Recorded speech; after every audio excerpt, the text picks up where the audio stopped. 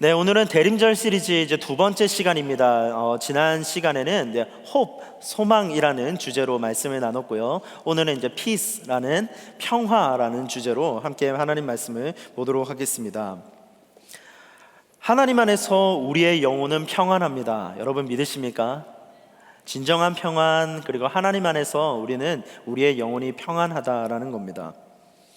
여러분, 신문 기사나 유튜브 조회수를 올리기 위해서 이 어떤 헤드라인 제목을 쓰면 좋을까요? 우리 방송 쪽에서 일하시는 분들도 계실 텐데 제가 정확하게 다 알지는 못하지만 이 신문이라든지 어떤 인스타그램이라든지 쇼츠라든지 그러면 유튜브라든지 보면 이렇게 구미를 당기는 이 헤드라인 제목이 아주 중요하잖아요. 그래서 X 배우의 불법 의혹, 혹은 A 배우와 B 남배우의 신혼여행은 이라고 끝나요, 헤드라인에. 그렇게 해서 제가 클릭을 해서 들어가 보면 드라마 내용인 거예요. 그런 경우들을 우리가 많이 봅니다. 헤드라인 제목만 보고 우리가 클릭해서 들어갔을 때 우리가 생각하는 것과 다른 것들을 경험할 때가 있습니다. 사실 이 자극적인 기사와 이 가십거리라는 것은 이 사람들의 궁금증을 유발하기에 굉장히 충분합니다. 불륜이라든지 재벌 2세의 출생의 비밀이라든지 이런 제목들이 뜨면 궁금해서 클릭하게 되잖아요. 이 정도면 충분히 이 어그로를 끌기에 충분하다라는 생각이 들었습니다. 그런 기사가 떴을 때 본인이 이제 등판을 하죠. 본인이 등판해서 내가 아니다라고 이렇게 아무리 항변을 해도 이미 이렇게 기울어진 여론을 바로잡기에는 쉽지가 않습니다. 강경 대응에 나선다라고 말해도 이 여론은 쉽사리 꺼지지가 않고 오히려 그 사람에게 괘씸죄라는 것을 적용을 시켜버립니다. 그래서 이 그럴 걸이라는 소문이 어느 순간 시간이 지나다가 그게 확실하대라는 것으로 바뀌는 것도 우리는 지금 우리가 사는 사회 가운데서 보게 됩니다. 오늘 이야기는 처녀 마리아 임신 이야기입니다. 많은 사람들이 이 사실을 믿지 못했습니다. 당시에도 그랬고요, 오늘날에도 이 사실을 믿지 못합니다. 하나님도 이 사실을 알고 계셨어요. 믿지 못한다라는 것을 알고 계셨습니다. 이 기이한 사실을 믿는 사람은 복이고요, 믿지 못하는 사람은 슬픔이다 라는 사실도 하나님은 아셨습니다. 하나님은 이 스토리를 통해서 어떠한 한 주제를 말씀하기를 원하시는데 그게 바로 평화라는 겁니다. 이 평화라는 것은 새 질서입니다.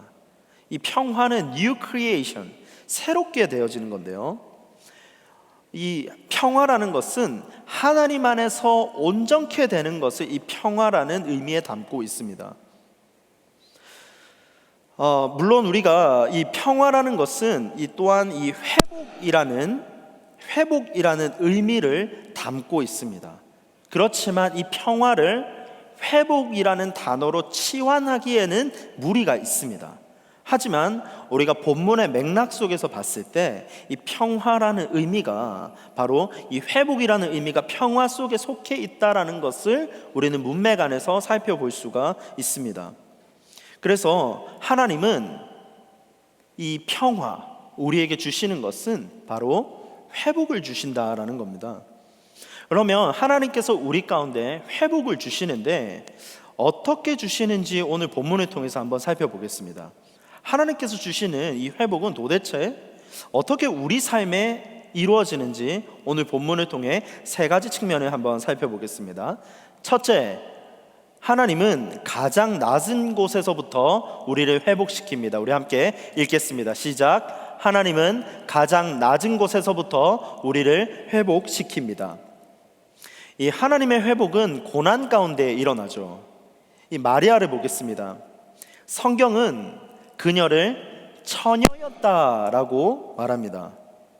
처녀라는 것을 거듭 강조하는데 이 마리아는 당시에 14살이고요 중등부 학생 정도가 바로 이 마리아입니다.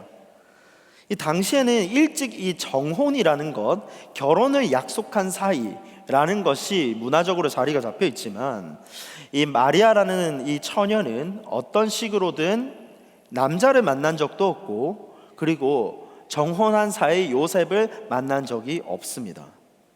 그녀는 이런 식으로 임신을 해서는 안 됩니다.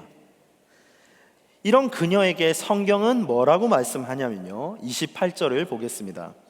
그에게 들어가 이르되 은혜를 받은 자여 평안할지어다 주께서 너와 함께 하시는도다 하니 라고 성경은 말합니다. 이 사실을 원문으로 조금 보면요, 은혜를 받은 자여 평안할지어다 라는 것은 기뻐하라, 은혜를 입은 자여 라는 뜻입니다. 기뻐하라, 은혜를 입은 자여. 여러분 한번 상상을 해볼게요. 마리아가 지금 남자를 만난 적이 없는데 임신을 했습니다. 이게 기뻐할 상황입니까? 이 마리아에 있어서는 정말로 위험한 상황입니다. 정혼한 여인이 임신을 하면 간음죄라는 것이 간주됩니다. 그리고 옆 사람의 증언만 있으면 처형이 됩니다. 거짓말로 얘기해도 그게 사실이 되어버리는 순간 처형이 되는 것이 지금 마리아의 상황입니다. 이 모든 상황을 마리아가 몰랐을까요? 마리아에게는 이 사건이 기쁨이 아니라 고난의 시작입니다. 이 부모님이 자식을 키우면서 부모님이 이렇게 얼마나 많은 고난이 있었겠습니까? 부모님들이 우리가 자식을, 저도 이제 자녀들을 키우다 보면 내 뜻대로 되지 않고 그런 상황들에 이제 이렇게 봉착할 때마다 굉장히 마음고생이 있지만, 이 자녀가 이렇게 불행의 길을 간다라고 생각했을 때 더 큰 아픔들이 있습니다. 이 마리아의 상황을 보면 마리아가 잉태한 것은 본인의 목숨도 위태롭지만 나중에 이 아이가 죽어요. 예수님이잖아요. 본인의 배에서 나온 자녀가, 아들이 나중에 죽습니다. 그것도 십자가에 달려서 가장 고통스럽게, 가장 비참하게 그 아들이 죽습니다. 그렇다면 이것이 마리아에게 기쁨일까요? 그런데 성경은 기뻐하라, 은혜를 입은 자여라고 말하죠. 이유가 뭘까? 하나님이 택하신 방법이 바로 마리아였기 때문입니다. 하나님께서 이 마리아에게 기뻐하여 은혜를 받은 자여라고 말씀하신 것은, 하나님께서 이 마리아를 통한 계획이 있으셨고, 이 마리아를 통한 하나님의 놀라운 역사들을 펼쳐가실 것을 아셨기 때문에 이미 먼저 선포하십니다. 기뻐하여 은혜를 받은 자여. 바로 하나님의 방법이셨습니다. 천사 가브리엘이 마리아에게 평화의 소식을 전합니다. 마리아가 있었던 곳이 어디입니까? 갈릴리 나사렛이라는 아주 작은 동네입니다. 유대 왕, 우리 지난 시간에 봤던 유대 왕 헤롯이라는 궁전과 비교했을 때는 아주 초라한 곳에서 태어나신 곳이 바로 예수님이라는 겁니다. 이 동네는 지극히 작은 마을입니다. 주목받지 못한 곳이고요. 나사렛은 구약 성경에서 등장하지 않아서 당시 유대인들에게 있어서도 그다지 의미가 없는 변두리로 여겼던 곳이 바로 이 동네였습니다. 요한복음 1장 46절에서도 이렇게 말하죠. 나다나엘이 말하는데 나사렛에서 무슨 선한 것이 날 수 있겠느냐라고 말합니다. 그러니까 나사렛이라는 동네는 주목받지도 않았고요, 개천에서 용난다라는 것은 전혀 이뤄질 수 없는 곳이 당시의 배경이었습니다. 이런 보잘것없는 곳에서 평화의 메시지가 임한 것입니다. 그것을 택하신 것은 하나님이셨습니다. 이 누가복음이 마리아를 강조하는 것은 마리아가 어떤 특별한 주목을 받을 만해서가 아닙니다. 하나님의 은혜를 입은 가치가 있다라는 식으로 마리아를 소개하지도 않습니다. 처녀다라는 것만 강조합니다. 그러나 마리아가 처녀라고 해서 성경은 그녀가 결핍이 있다라고 보지도 않습니다. 지난주 엘리사벳을 봤습니다. 엘리사벳과 지금 마리아는 대조됩니다. 이 1장이라는 이 한 장 안에서 엘리사벳과 마리아를 지금 대조해서 보여주고 있는데요, 엘리사벳은 이 자녀를 놓고 기도했습니다. 그리고 해결받고 싶었어요. 하지만 마리아는 다릅니다. 하나님이 마리아를 택하신 것은 당시 이스라엘의 문화와 이스라엘의 상황과 밀접한 연관이 있습니다. 하나님이 마리아를 택하심으로 말미암아 이스라엘이 지금 하나님으로부터 멀어져 있고 로마의 통치라는 압제 가운데 있었던 그 상태에서 오신 것이 바로 마리아에게 임한 예수님입니다. 하나님의 평화는 이 세상의 기대와는 다르게 온다라는 것을 성경을 통해서 보여주고 있는 겁니다. 단지 여기에서 마리아를 지칭할 때 은혜 받은 자다라고만 설명을 합니다. 30절입니다. 천사가 이르되 마리아여 무서워하지 말라, 내가 하나님께 은혜를 입었느니라 라고 말합니다. 은혜를 받은 사실을 다시 확인합니다.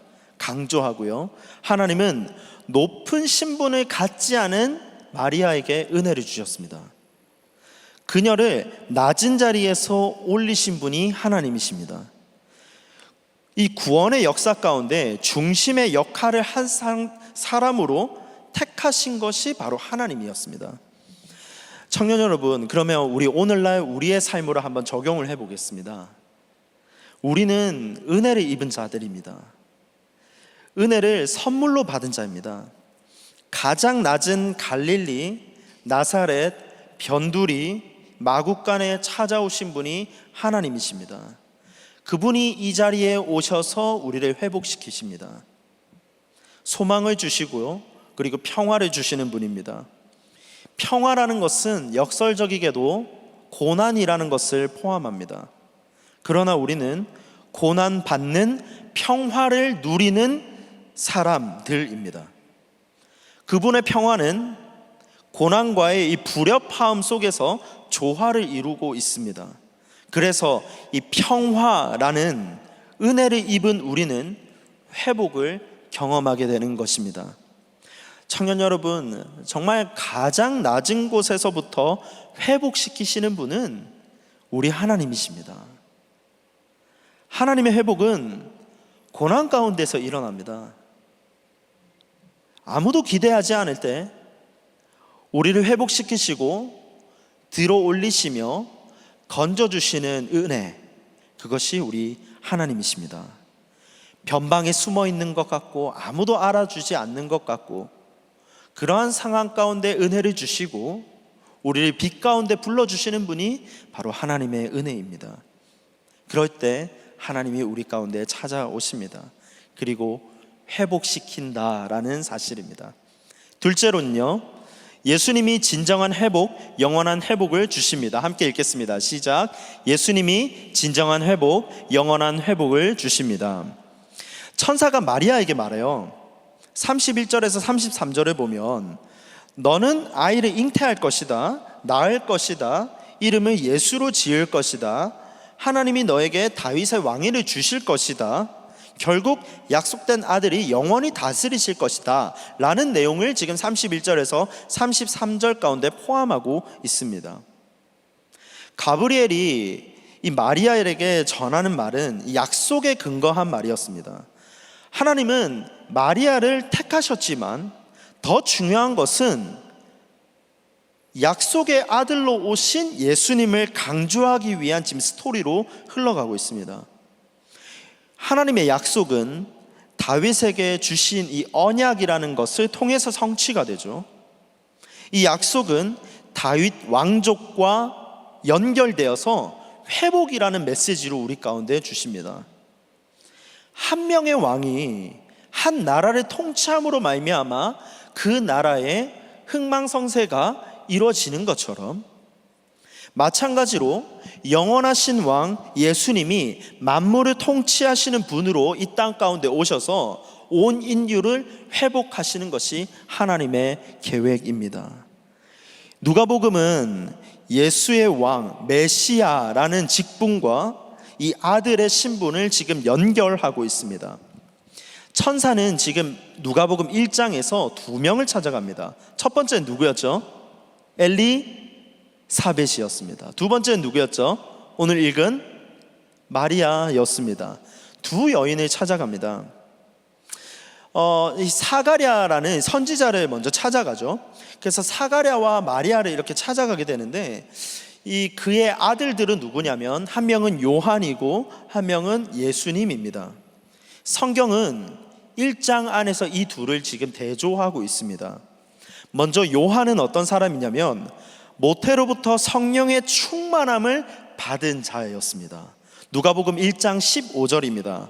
이는 그가 주 앞에서 큰 자가 되며 포도주나 독한 술을 마시지 아니하며 모태로부터 성령의 충만함을 받아라고 기록합니다. 그러나 예수님은 조금 달라요. 예수님의 잉태는 성령이 임한 결과입니다. 35절 오늘 본문 보겠습니다.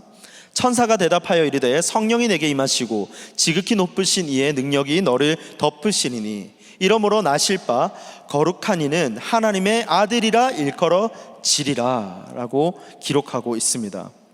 그런데 천사의 말에 따르면 이 예수님을 지극히 높으신 이의 아들이라고 부릅니다. 다시 말해서 예수님은 하나님의 아들이라는 겁니다. 요한과 예수라는 이 두 인물이 약속된 아들이다라는 것에 있어서는 공통점이 있어요. 하지만 중요성에 있어서는 예수님을 더 강조하고 있습니다. 요한보다 앞서는 것이 바로 예수님이라는 겁니다. 예수님이 훨씬 우월합니다. 왜냐하면 예수님은 지극히 높으신 이의 아들이고 지극히 높으신 이의 능력이기 때문입니다. 예수님이 처녀 마리아를 통해서 오신 것이다 라는 것은 신학적으로 아주 중요한 부분입니다. 시간 관계상 제가 이 모든 것들을 열거하며 설교할 수는 없겠지만 몇 가지 중요한 것들만 살펴보겠습니다. 첫째로 그 중요한 이유는 예수님의 탄생은 구원이 결코 인간의 노력을 통해 이루어질 수 없으며 반드시 하나님이 이루시는 일이라는 사실입니다. 이것 때문에 이것은 중요합니다. 두 번째로 온전한 신성과 온전한 인성이 연합하는 것이 가능해진 것입니다. 하늘 보좌 입으신 하나님께서 인간의 몸으로 입고 성육신 하신 예수님께서 이 땅에 오신 사건이 이 1장에서 이루어집니다. 성자 하나님이 스스로 인간의 본성을 취하신 자신의 행위다 라기 때문에 이 사실은 중요합니다. 셋째로요, 예수님은 유전된 죄, 아담 없이 참된 인성을 지닐 수 있게 되었습니다. 이게 무슨 얘기냐? 성관계를 통한 생명이 탄생을 하게 되죠. 하지만 어떠한 DNA의 유전 없이 예수님은 나게 되셨습니다. 바로 성령의 역사로 태어나신 분이 바로 예수님이라는 겁니다. 누가복음은 예수님이 성령에 의해 잉태하신 분으로 설명하고 있습니다. 따라서 예수님은 지극히 높으신 분이며 온전하신 하나님이십니다. 골로새서 1장 19절은 말합니다. 아버지께서는 모든 충만으로 예수 안에 거하게 하시고 그리고 골로새서 2장 9절은 그 안에는 신성의 모든 충만이 육체로 거하시고 온전한 인간으로 오신 분이 온전한 하나님이시다라고 성경은 결론을 내리고 있습니다.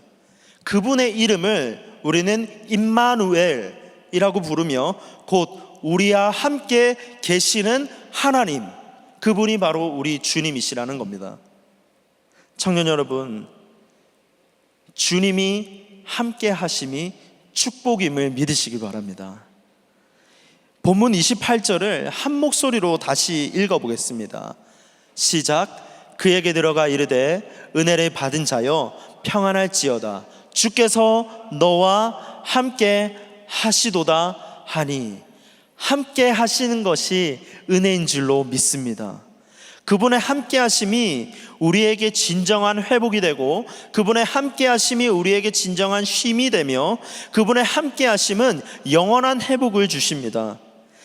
가장 우월하시고 가장 능력이 있으신 분이 진정한 회복을 주실 수 있고 영원한 회복을 주실 수 있는 것입니다. 그분이 바로 예수님입니다. 오늘도 예수님과 함께 동행하시기를 바랍니다. 예수님의 내주하심, 내 안에 계신 예수님이 여러분의 삶, 저의 삶, 우리 모두의 삶을 인도하실 줄로 믿습니다.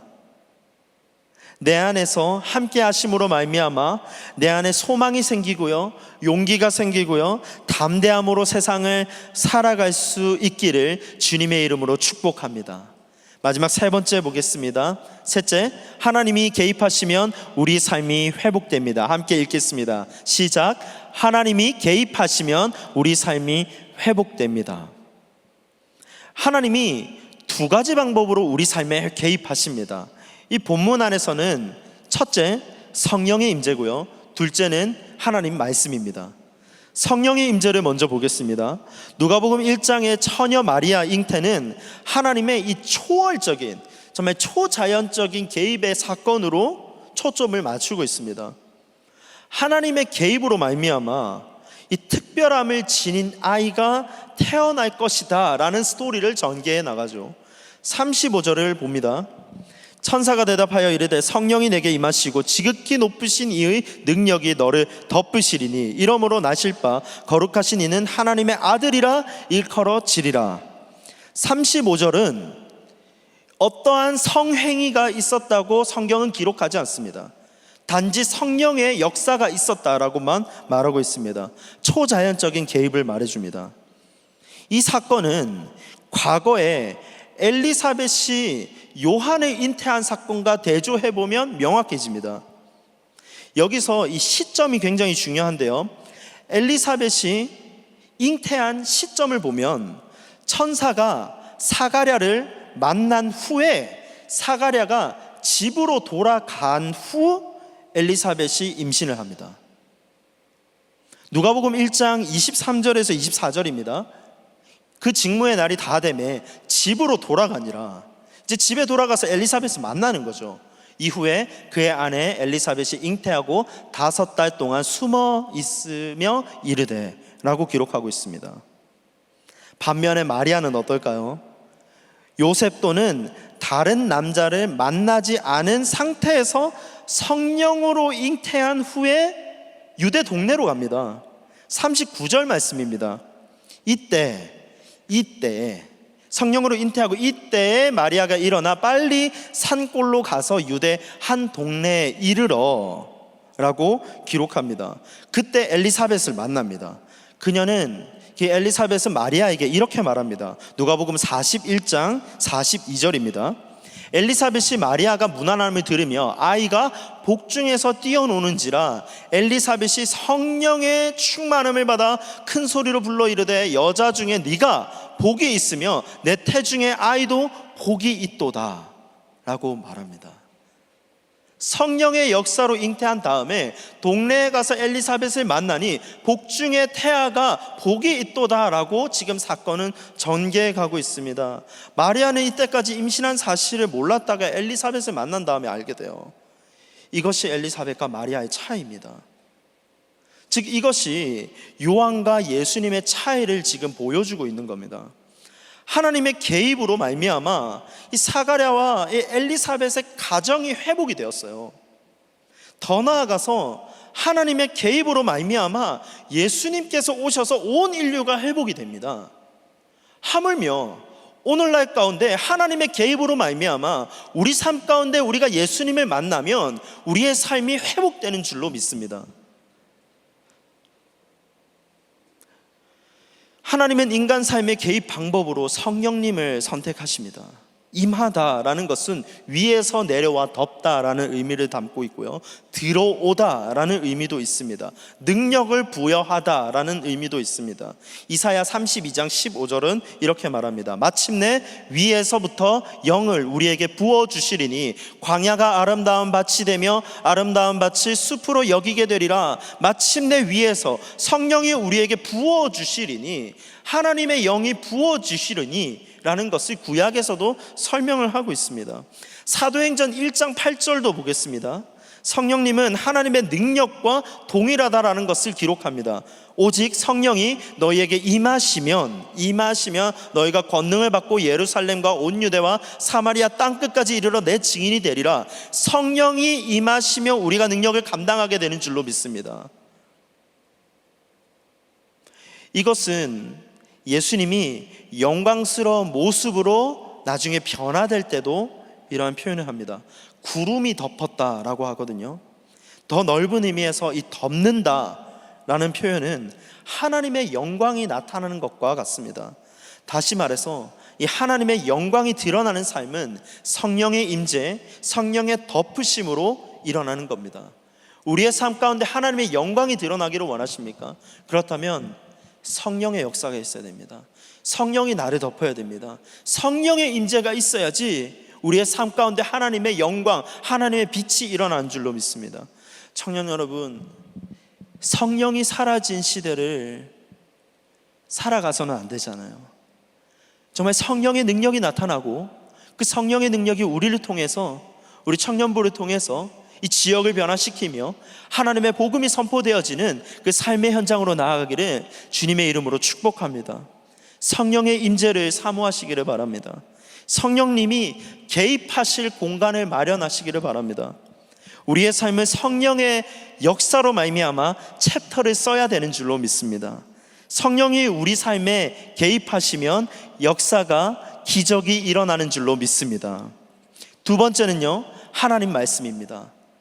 하나님 말씀에는 불가능이 없습니다. 여러분 정말 믿으십니까? 정말 하나님 말씀에는 불가능이 없습니까? 38절 보겠습니다. 대저 하나님의 모든 말씀은 능하지 못하심이 없느니라 마리아가 고백합니다. 말씀이 능치 못한 것은 없습니다. 마리아가 지금 이 죽음의 순간, 어려움의 순간 가운데서도 담담할 수 있었던 것은 하나님의 임재가 그의 두려움을 덮었기 때문입니다. 상황이 안전해서가 아닙니다. 하나님의 말씀이 임하였고 그것이 평안을 주었기 때문입니다. 갈릴리 무명의 14살 소녀, 결혼도 하지 않은 상태, 당장 돌에 맞아 죽어도 무리가 없는 여인이었지만 이 마리아의 고백은 말씀대로 내게 이루어지이다입니다. 이 고백은 내 삶의 주도권을 하나님께 올려드립니다 라는 고백입니다. 하나님 말씀이 내 마음 가운데 임하니 내 삶의 주권을 하나님께 올려드립니다, 나를 사용하여 주시옵소서 라는 고백입니다. 다시 말해서 우리 삶의 주도권은 내가 아닌 누구죠? 하나님께 있는 겁니다. 성경은 마리아를 주의 여종이라고 높이 평가합니다. 마리아는 자신이 치러야 할 희생을 고려하지 않고 하나님의 목적을 향해서 주저없이 고백을 하고 있습니다. 그녀의 나이, 가문의 명성, 성별, 이 모든 면에서 마리아라는 이 한 여인은 아주 낮게 평가가 되었을 것입니다. 하지만 실제로는 하나님의 은혜를 입은 자죠.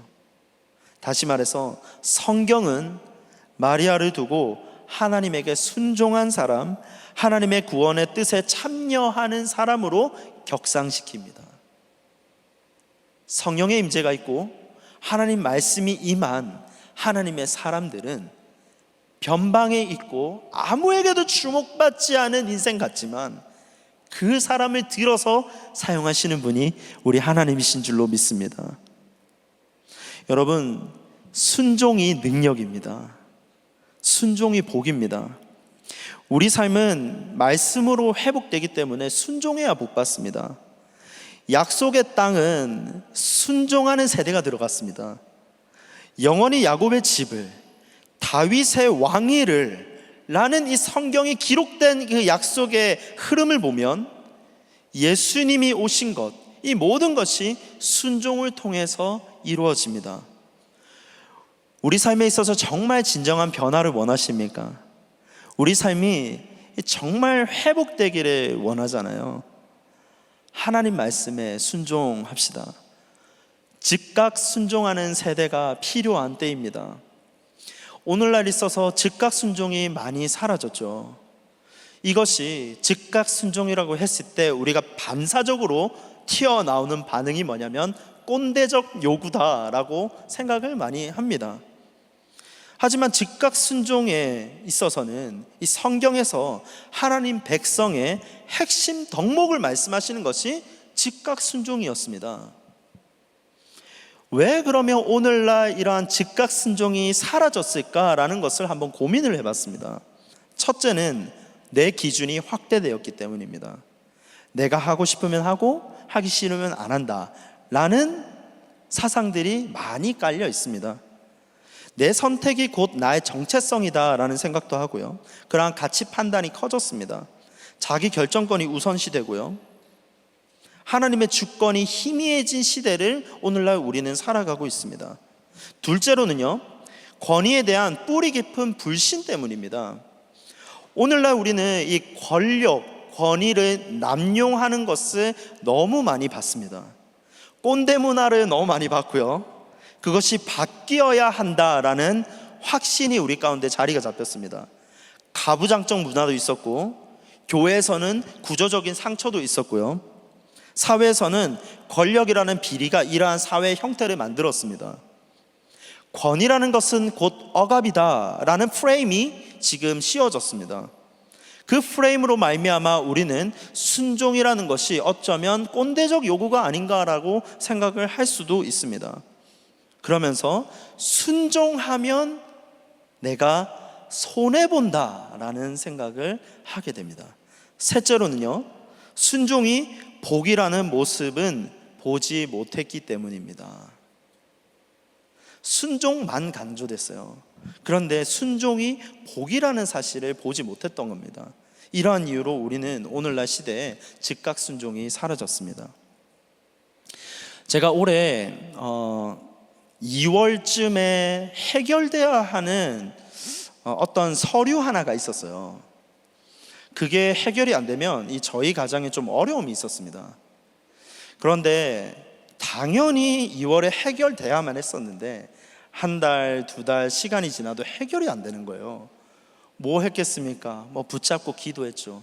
그런데 기도해도 해결이 안 됐어요. 한 달, 두 달 해결이 안 되고 조급함도 있었고 답답함도 있었습니다. 아내도 초조해하고 저도 초조해했습니다. 그런데 지난달 11월 중순에 여호수아 5장 말씀을 큐티하던 가운데 이 말씀이 눈에 들어왔어요. 길갈이었거든요. 왜 요단강을 건넌 이스라엘 백성들을 또 멈추게 하셨을까? 앞으로 계속 나아가서 여리고를 점령해야 되는데 왜 길갈이라는 곳에서 멈추게 하셨을까라는 이 질문에 멈추게 됐습니다. 그런데 깨달음이 있었어요. 멈춤이 은혜다. 멈춤 속에서 하나님이 일하신다. 내 일을 내 능력으로 시작하지 말라라는 묵상을 하게 됐습니다. 그래, 맞아. 내 인생에 있어서는 주도권은 하나님이신데 하나님이 인도하시지 라고 믿었습니다. 그리고 기다렸어요. 기다리고 그냥 순종함으로 나아가자. 말씀을 받고 기다렸습니다. 그리고 몇 주가 지났어. 아내와 대화를 하다가 무심코 이렇게 온라인에 접속을 해서 이 서류를 확인해 보니까 딱 그때 해결이 된 거예요. 정말 말씀의 능력이 우리의 삶을 주도하는 겁니다. 청년 여러분, 말씀은 능치 못하는 것이 없습니다. 오늘 하나님의 말씀이 여러분을 위로하고 힘주실 것을 믿습니다. 말씀이 능력이 되어서 우리의 삶을 회복하실 겁니다. 말씀을 통해서 하나님의 임재를 경험하시기를 바랍니다. 말씀을 정리하겠습니다. 하나님의 능력은 가장 약하고 절망 중에 있을 때 강력하게 역사합니다. 여러분, 이제 크리스마스 시즌입니다. 예수님이 태어나심은 하나님의 놀라운 역사를 경험하는 겁니다. 마리아의 밤은 가장 깊은 어둠이었습니다. 가장 연약할 때였습니다. 그러나 우리가 가장 연약할 때 하나님의 크신 능력을 경험하게 되는 줄로 믿습니다. 우리가 기대하는 것이 막혔을 때, 그럴 때 하나님께서 우리 가운데 찾아오십니다. 기대했던 모든 문이 막혔을 때, 어두운 밤이 깊어져 갈 때 문을 여시고 빛을 보여주시고 그러한 주님을 만나시길 바랍니다. 하나님의 은혜는 가장 웅장하고 아름답습니다. 여러분의 삶 가운데 가장 낮은 곳에서부터 회복시키시는 하나님의 은혜를 경험하시기를 바랍니다. 정말 진정한 회복, 영원한 회복은 우리 주님만이 주실 수가 있습니다. 그리고 하나님이 내 삶에 하나씩 개입하셔서 회복되는 것을 경험하는 우리 모든 예배자들 되기를 주님의 이름으로 축복합니다. 함께 기도하겠습니다.